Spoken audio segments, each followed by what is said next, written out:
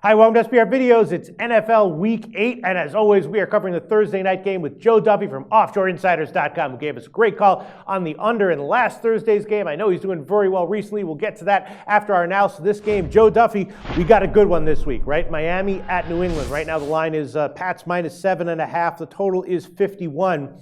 Now, I don't know, obviously, Miami is having a major resurgence under the coaching change, right? But going on the road into New England is kind of where non-elite teams with short-term momentum go to die. We know about that, right? But the question is Miami now a legitimately elite team? I mean, they are now kind of playing the way everyone was expected them to play at the start of the year. So maybe they do qualify as an elite team. It feels to me like Miami getting 7.5 is a good side, as awesome and as consistent as the Pats are. You know, last week they didn't cover against the Jets. That was a little bit fluky. But in general, the Pats are winning solidly this year, but not covering by huge margins. They're kind of banged up on the offensive line and at running back. And I'm guessing that on the short week, New England probably figures out a way to win, but Miami figures out a way to keep it close, unless Miami left it all on the field the last 2 weeks and is completely spent now. My sense is Miami's a side with value. What do you think, Joe? Well, there's no question that, we could have had each of the last 3 years or so had a conversation where as Miami finally ready to live up to their reputation. Of course, Joe Philbin was the coach then. I think that sometimes the short-term spike you get from when you fire a coach in the middle of the season, there's a certain point of diminishing return. Of course, they know this is a humongous statement game for them. Yeah. Really think, though, as you would say, for the purposes of this video, the best value is really in the over. Mm-hmm. And that's because New England, look, perception is reality. Everybody has this belief that Bill Belichick is this fantastic defensive genius. I don't know if the reality completely justifies that. The truth is, he's coached the best quarterback in NFL history, and that is why the Patriots have gone over at a crazy 68-34 rate since 2010. The total is always going to be artificially low because of this reputation that isn't really justified by reality. But more importantly, the Dolphins, they've got new life, 41 points per game their last 2 games after getting only 16.25 with Joe Philbin.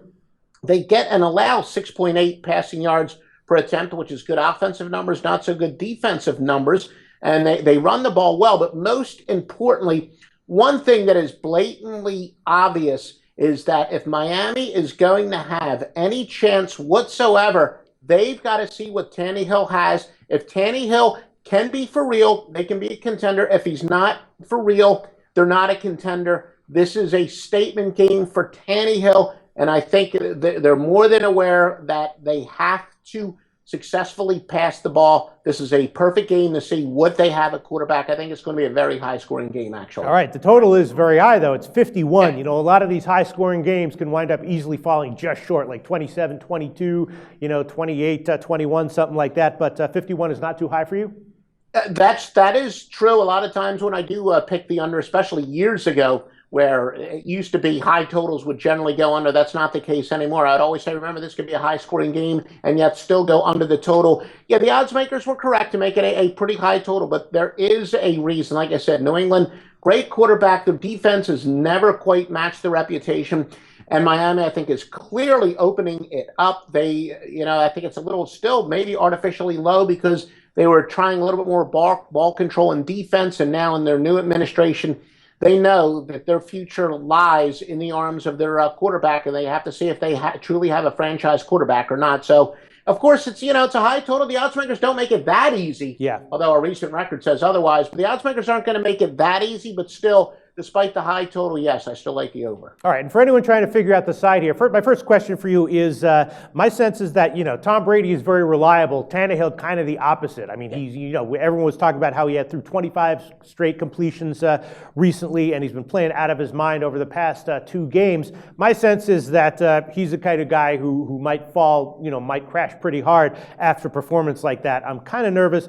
Half of me says that Miami is a great bet here. The other half of me says that New England's going to be up like 38-7 late in the third quarter or something like that. What do you think is the most likely performance from Tannehill that we'll see here? Well, Tannehill, I think the term that I always like to use is predictably unpredictable. The only thing is I find out him more than, say, a Matt Stafford or a Jay Cutler. He tends to be like you were 20 years ago when you used to party, very streaky. He goes in hot streaks and cold streaks rather than, up one game and down another game like some of the other quarterbacks. Right now, he is in a little bit of a hot streak. But again, I also think, you remember what I always say, that when it comes to the totals, and I guess I'm getting back to the total, but that's more about pace and play calling than it is just offensive and defensive competency. So I do think that the Dolphins are going to game plan as if Tannehill's for real, and then quite frankly, they have to if they want to be a contender. But as far as whether or not he's going to be the predictably unpredictable and come out flat,